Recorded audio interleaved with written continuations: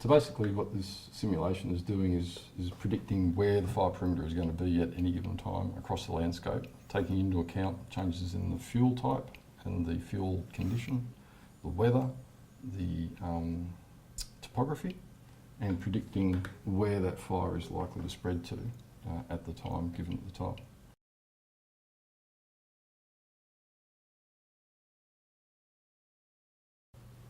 From everything I've seen, the fire goes fastest in the direction of the wind. So if you see a forest fire coming towards you, what should you do? Well, if you can, the safest thing is to go perpendicular to the spread of the fire, so go sideways. So rather than trying to run with the wind, you run 90 degrees to the wind and get out from the front of the fire. Because it follows the wind a lot faster than it spreads to the side. That's right. And if that fire has been burning for some time, you might have to run for some distance before you can get outside the fire.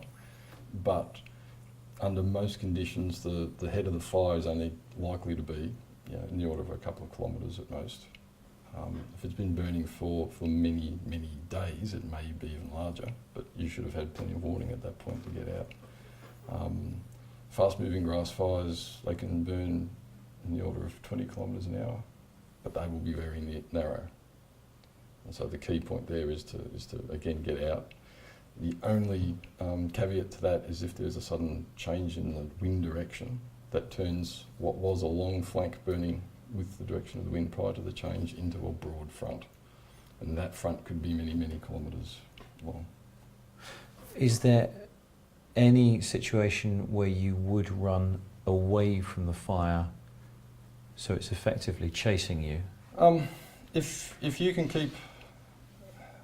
maximise the distance between yourself and the fire, you would do that. So basically, if you can run faster than the fire?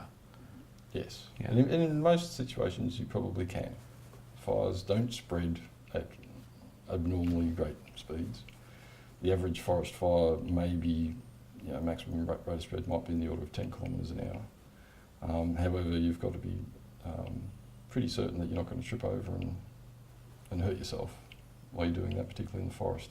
It's quite dangerous to run heedlessly.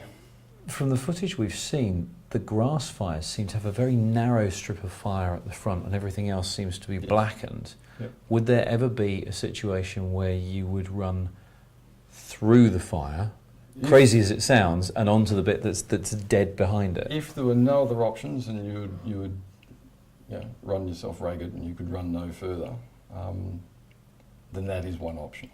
It's not the primary option, but you possibly could, if you waited for a lull in the wind and the flames dropped down, you could run through those flames, but you'd need to run far enough away from the flames that you don't get caught in the smoke immediately behind that flaming zone. Is it survivable if you do that, or is it just, you're not going to make it anyway? I wouldn't want to try it. I would much rather prefer to go sideways, away from the fire. I've seen Tom Cruise do it, you see. Most fires, there's enough heat in the flame zone to kill you pretty quickly. So I'd be very reticent about trying it. They have to be the absolute last ditch effort.